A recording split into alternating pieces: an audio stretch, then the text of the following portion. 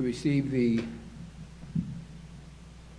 approval of your peers, your friends, your acquaintances, your family, and all, is a terrific gift.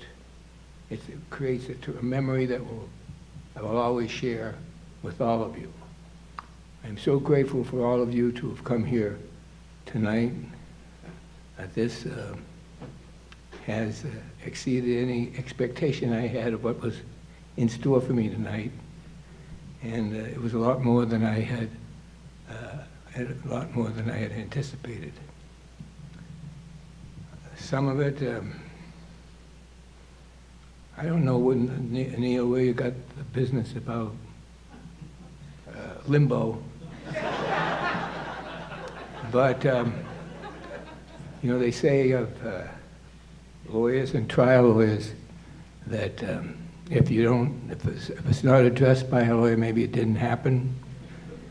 I can't not comment on it because it did happen. And in fact, I would make a public confession now that one time there was a place in Washington called the Rocket Room, which is some of the people closer to my age will remember. It was down by Greyhound bus, and it was a rock and roll joint. And one night after work, I was in the tax division doing tax work. Finished work, I was in a suit and went down to the Rocket Room, and they had a contest, and I entered the contest. And the first round, I came out first. And then they went to another round, and I remember this is a long time ago, very long. But I remember someone saying, if he goes, meeting me, if he goes below at a certain rate, I'm going to throw an extra $10 or $15 into the kitty. Well, I went below those things. And he threw in the $10 or $15.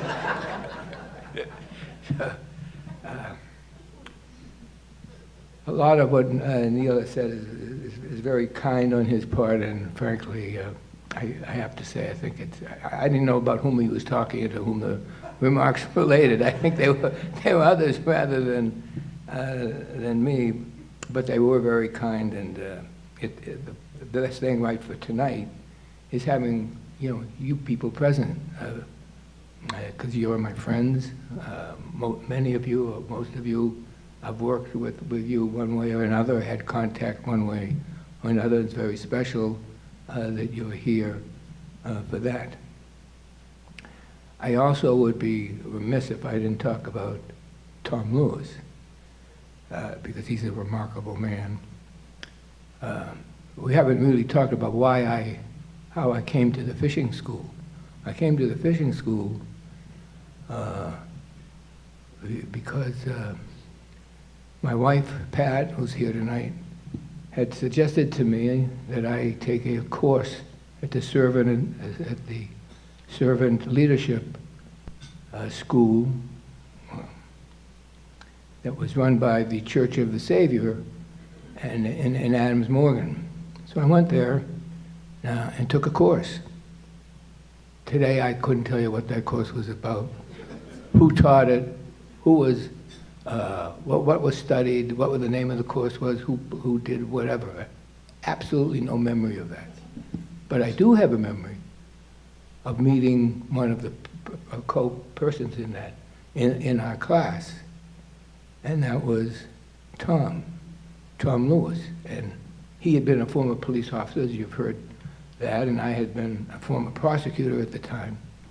And we became friends. It was natural that we should. Prosecutor, police officer, we worked together and talked together, and he told me about his creating a refuge for young kids on the Hill, and that meant, and he had Tom had a way about him, imbuing a a commitment and a desire to make sure that younger folks had an opportunity that he had through his efforts, his own efforts. And he asked me, he told me about his refuge that he had created and invited me to go out there and take a look. I said I would. I did.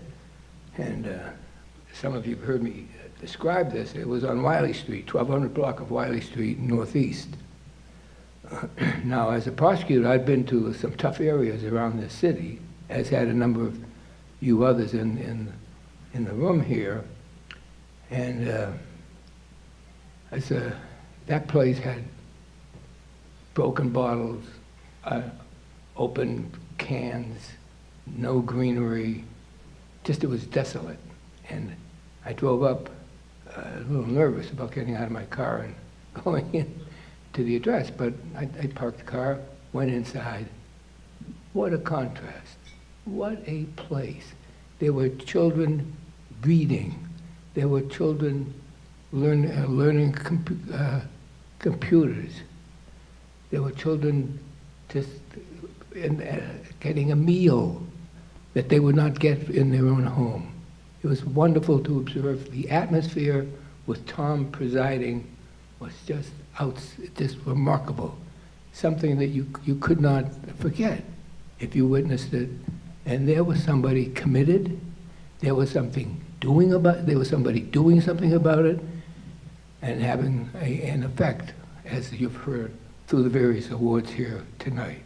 And it was really something to observe, and something that induced me to participate with him, because he kept coming back. Will you do this for me? Or can you do this for me?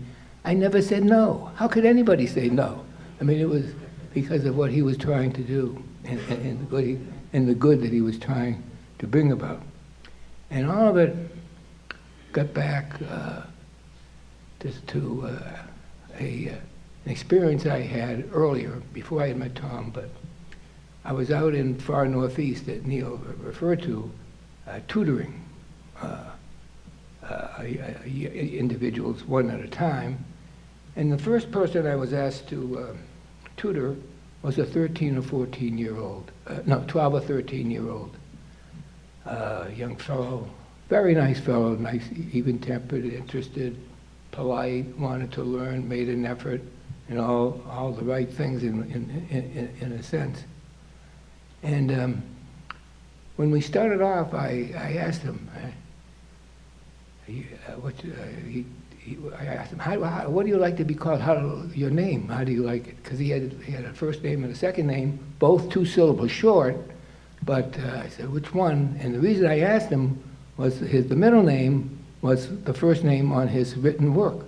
So I said, why don't you use your middle name to cover your test? And he kind of a little got embarrassed, and he looked at me and he said, I don't know how to spell it. This was not a complicated name. This was a 12 or 13-year-old who could not spell his own name with 2 syllables in it. And I said to him, I don't know how much you and I, how far we're going to go, or what we're going to do all together, but the first thing we're going to do, you're going to learn how to spell your name. And he wanted to. I mean, it wasn't as though he was a tough kid, a 13-year-old kid on the street or anything like that. This was a good kid, and he wanted to learn and improve himself. And so we taught him his name. And that was, to me, an important accomplishment for him, for his life. But it was something that could be done, something that any one of us can do and take the opportunity to do it and perform it in a way that respects those who are hopefully receiving benefits from us, but at the same time will carry on and try and go further. And that's what the fishing school has been doing.